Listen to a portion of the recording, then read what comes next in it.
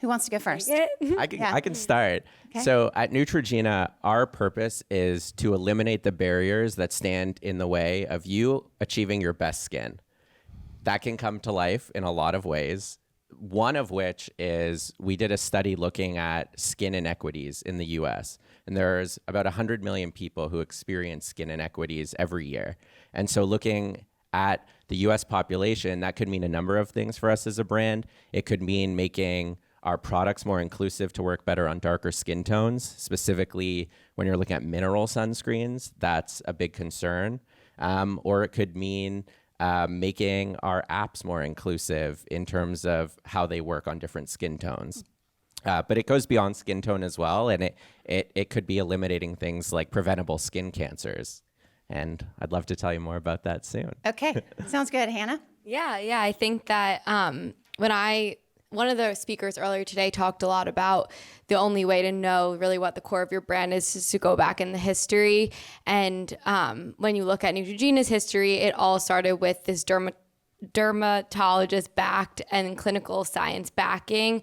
And so I think in like a modern day example of that, we saw that when we were on TikTok, we launched on TikTok in 2021. And a lot of that is based in this negative sentiment that we saw around our brand on the platform not being science backed.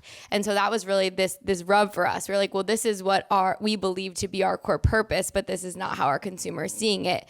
And what we saw is they were seeing a lot of different myths in the skincare space around what's to be true. People were rubbing frozen cucumbers on their face to try to get inflammation down. And, we have these scientists that create products to do that. So it's like, what is that disjoint?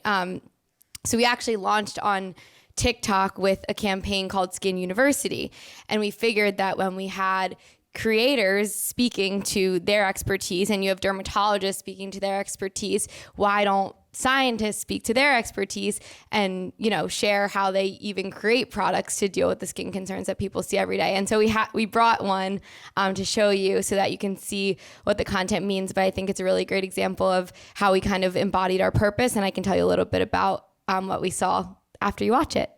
Have you ever wondered what causes skin to form wrinkles? Imagine a couch, a new couch, with its wooden slats, its coils, and its cushions. Slats represent our collagen, the coils are elastin, and the cushions are the hyaluronic acid our body produces. When these three components are acting together, the couch is firm, taut, and bounces back again and again. That is why products containing HA, collagen, retinol, and peptides have become all the rage lately. We can't stay baby-faced forever.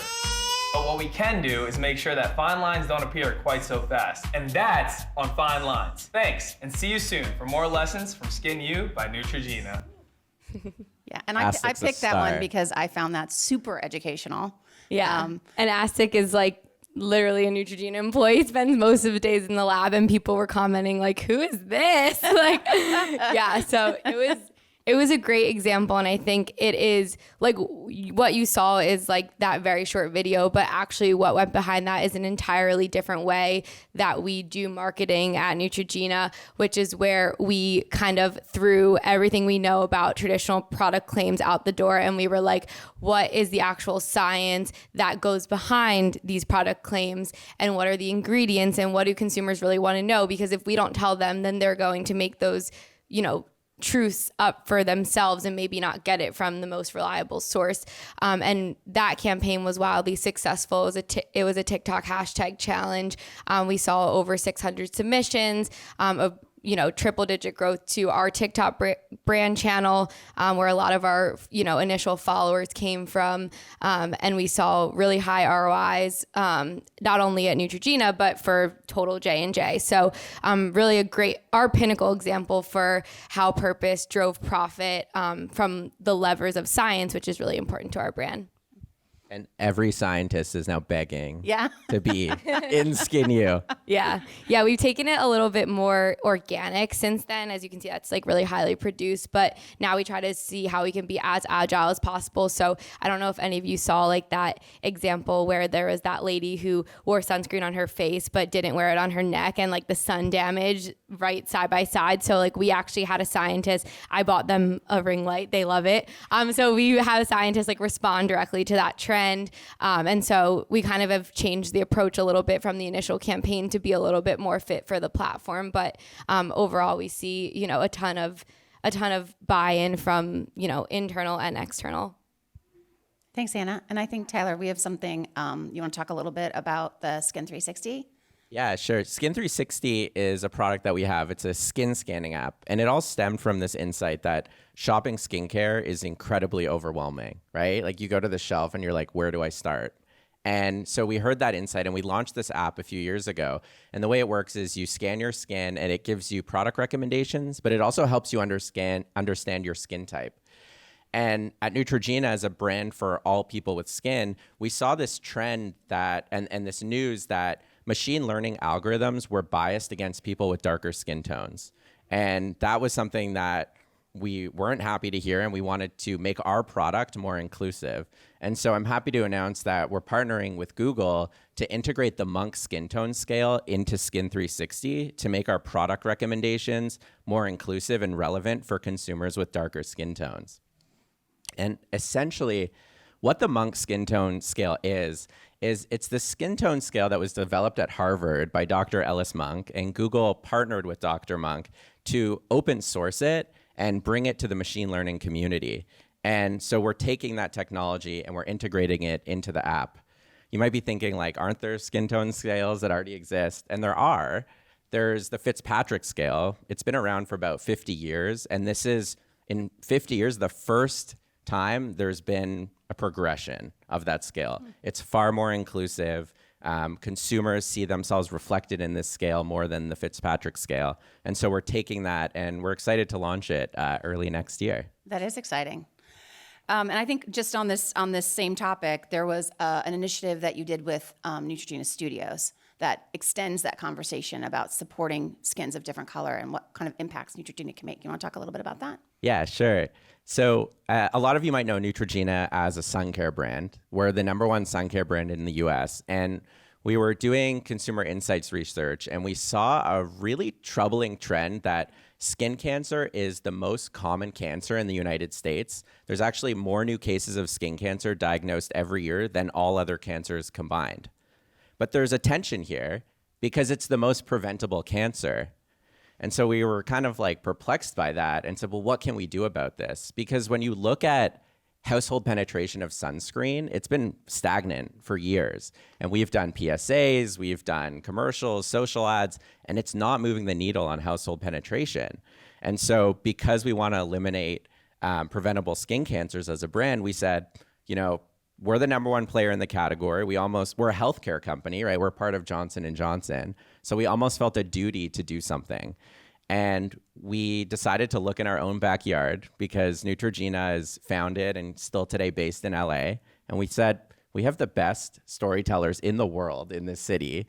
Let's make a film and emotionally move people to take more actions as it relates to sun safety. And so that's exactly what we did. And why don't we play the trailer and then I'll tell you more about it. Can you cue up the second video, please? Sunscreen is sticky and weird and white and gross. When I'm in the sun, I feel surprised. And that's me on top. See, we were in the sun all the time. Today is number 9 treatment of melanoma. Our skin cancer rates are definitely rising, and it scares me because I feel like it's my responsibility to catch them. Hey, tell me something. What is your main exercise? Everybody has these huge upper arms. I guess I'll be doing this until I die. The reason I want to live a long life is there are many things I still would like to do. It's kind of weird that the sun can be so good, but also very damaging. Do you see that big mole in there? And when you're young, you just don't think that it could happen. The issue with melanoma is that it usually affects people with a lot of life left. Good job. Can I go bathroom? No. The important part of this tale is it is preventative. Don't you know that it hurts me so to say goodbye to you? What you are is a jackass if you think you can even come close to what you used to be. No, let go. No, I can't. You can't. For there was no race more ridiculous than running against a ghost. And that's what I'm doing. I'm running against a ghost.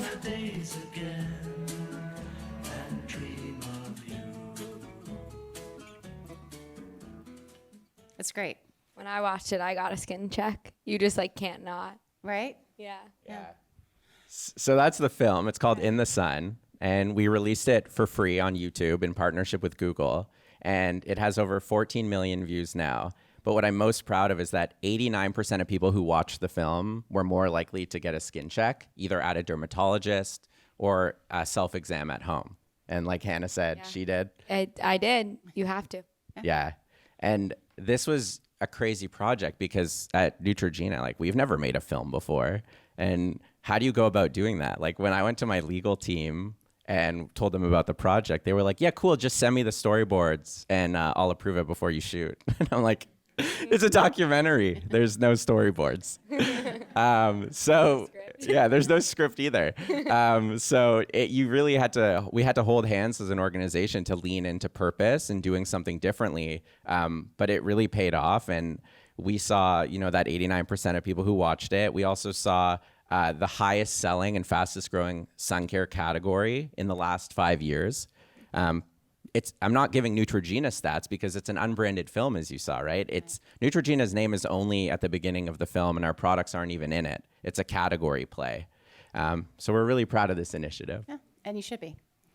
Let's talk a little bit. You mentioned a little bit about the consumer insights piece and what kind of social listening you're doing. What does that really mean for the brand? And how have you pivoted from looking at the results of what customers are buying and more about what customer sentiment is around the brand? Yeah, I think one of the most intriguing things about all of the conversations today and kind of that red thread that I saw being in the audience is the importance of community. And really, purpose and community are so intrinsic because your purpose means nothing if your community isn't behind it.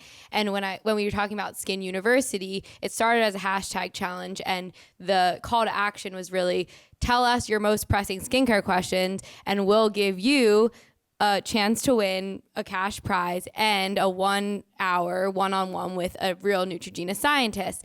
And so we took all of those inputs, all of those most pressing questions, and we looked at all of them in partnership with marketing and R&D. And then we turned those into the 5 topics, fine lines being one of them that you saw that were really bite-sized and like under 30 seconds.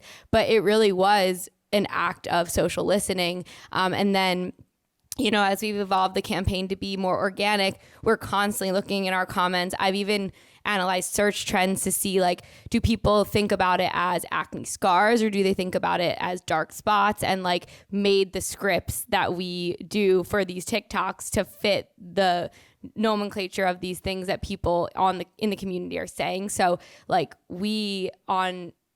as stewards of this purpose, are constantly trying to bring it to life in a way that is the most native to our consumer. I think it's so important.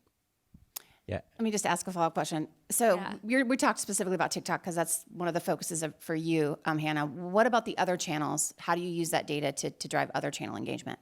Yeah, I think so I primarily focus on organic.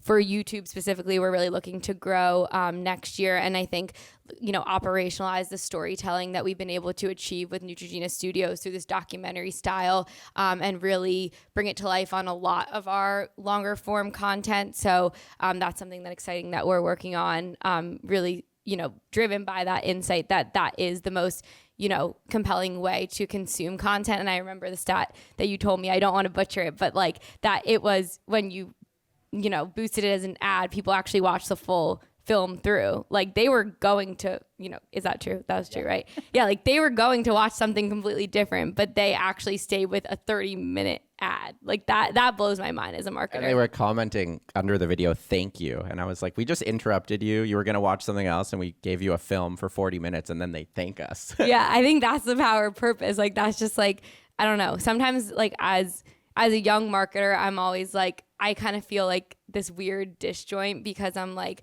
I don't want to like interrupt people. Like, I don't know, social media kind of makes me feel like lonely sometimes. You don't want to like be too disruptive where you cause a negative reaction. But then I think about that type of work, and it's like when you can get someone to thank you for giving them value back, that's like really what, is the goal. And then if it drives profit, that's even better. Yeah. Did you have something you wanted to add? Yeah, I think just to add to what Hannah said, the reason that these purpose initiatives like Skin You and In the Sun connect is because they all were rooted in consumer insights. And a former boss of mine once said this, and if there's one thing you remember today, remember this: the office is a dangerous place from which to view the business. The office is a dangerous place from which to view the business. And that's essentially meaning, like, if we're talking to ourselves, we're thinking too much about like our internal workings, you're going to lose sight of your consumer and what they want. Yeah, that's very true. You mentioned a little bit about kind of the conversation you had with legal about this different strategy. Talk a little bit, I think we don't talk enough about the organizational differences that these new strategies can identify. So talk a little bit about what your experience is there and kind of how you overcome some of those challenges.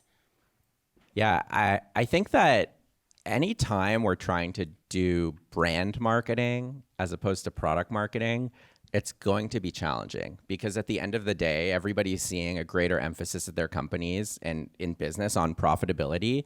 And if a leader is thinking about, am I going to drive sale of this cleanser or am I going to run a brand spot, they're typically going to prefer the product spot. And at least at Neutrogena, we've been around almost 100 years. And so product marketing is in our DNA. And we've built an incredible brand. But I think Hannah and I are seeing that probably one of the biggest challenges our team is facing is getting more support behind this equity marketing and brand marketing.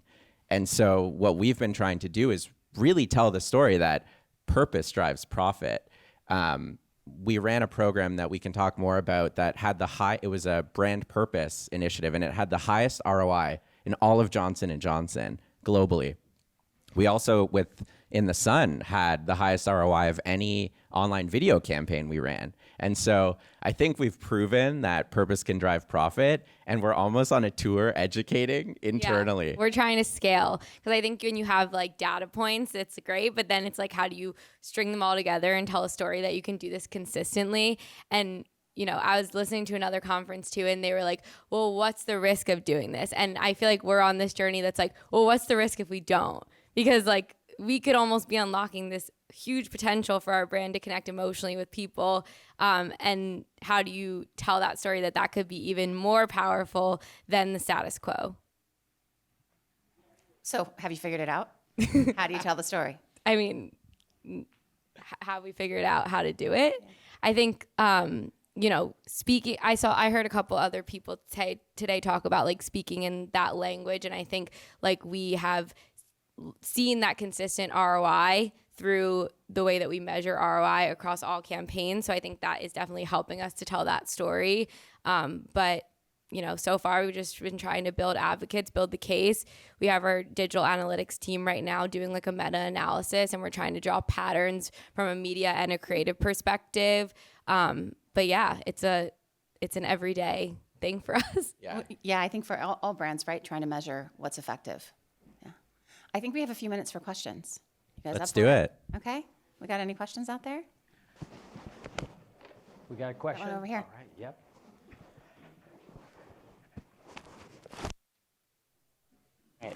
I'm always impressed that there's no feedback from that. Thank you both so much and for this thoughtful presentation. I think many marketing leaders often struggle with defending investment in brand marketing to their executive teams. And I hate using the word defend because I'm a huge proponent of brand and stand by it, but that is the way it is in many leadership teams. And so I'm just curious how you sort of connect the dots between your brand campaigns and the ROI that you speak to, when you're thinking about even the film that you put together, like how do you ultimately attribute the revenue back to that, and how do you tell that story to your leadership team? Yeah, it's a great question.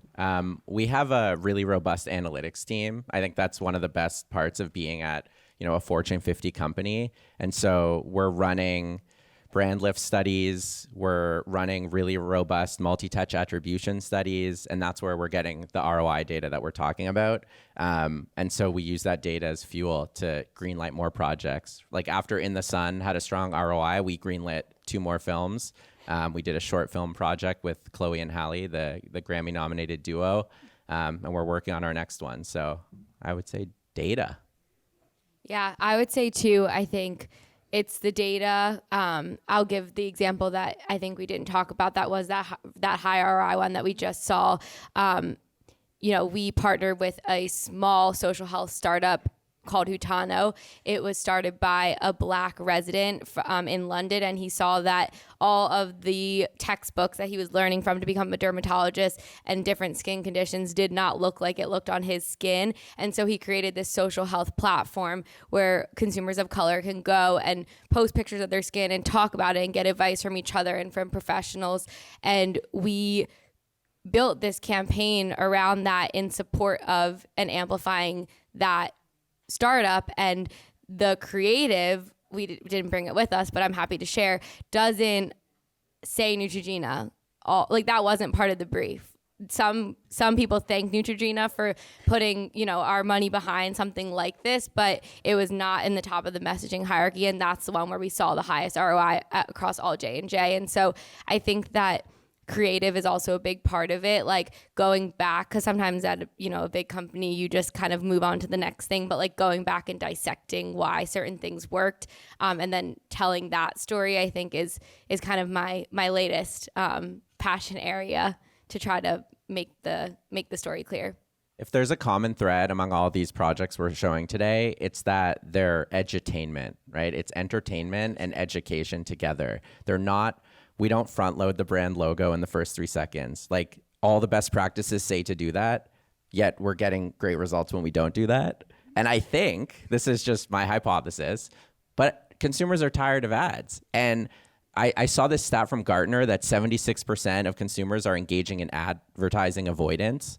And I think I look at my own behavior, and when I see it says ad, I immediately scroll past it. But if I feel like I'm being presented with something that will add value to me, that will make me laugh, make me smile, make me cry, I'll stay around for a few more seconds and see if it's doing that for me.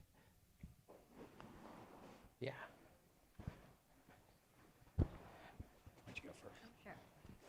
Hi, guys. When you're done with your in-house tour, I would love to book you to come talk at my company about brand purpose. We do a lot of feature marketing, so I really resonated with what you said, Tyler, that Neutrogena at its core is I think you said a product company. So obviously you have coworkers who are very focused on, my cleanser, my wash, whatever. How do you recommend talking about products and features when you have to? Do you mix it? Do you not? What is the role of brand purpose in product marketing?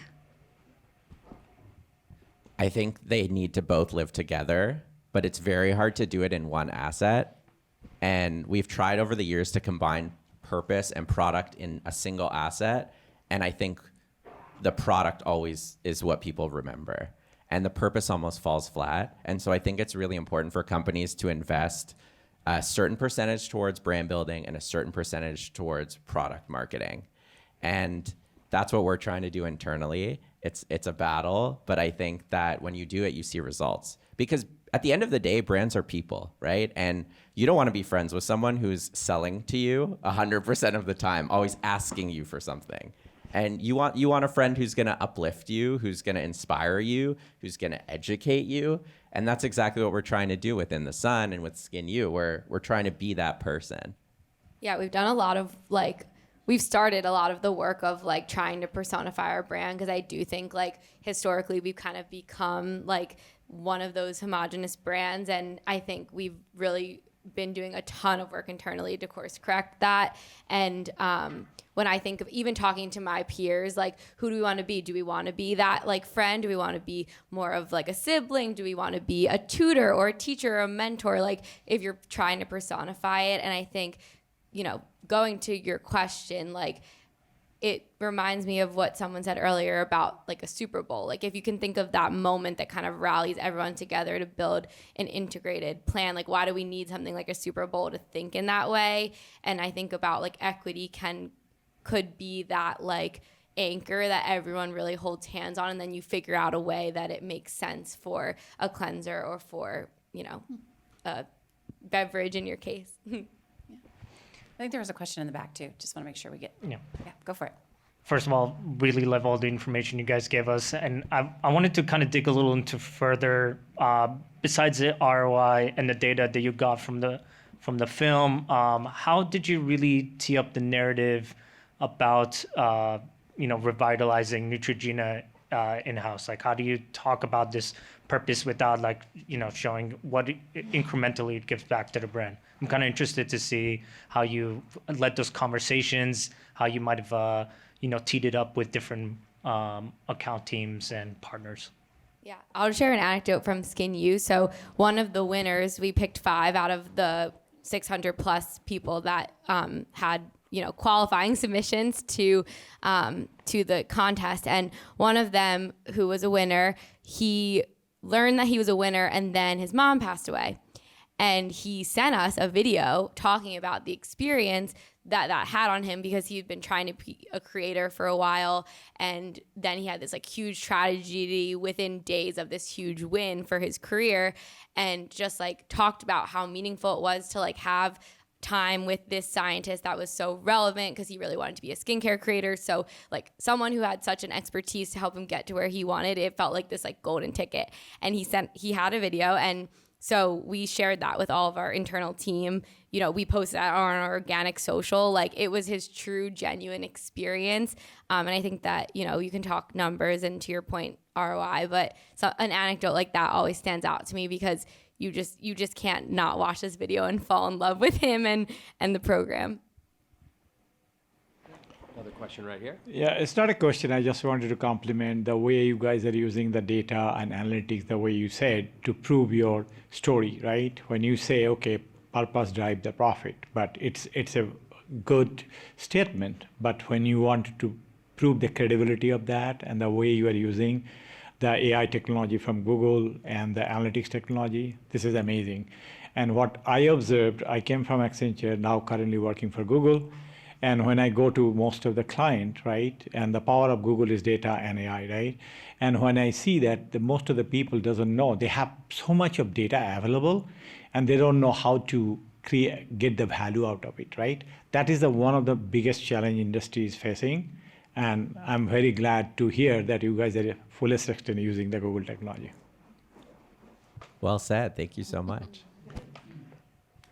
We got time for one more question. Anybody else want to step in? I'll do a fun one. Okay.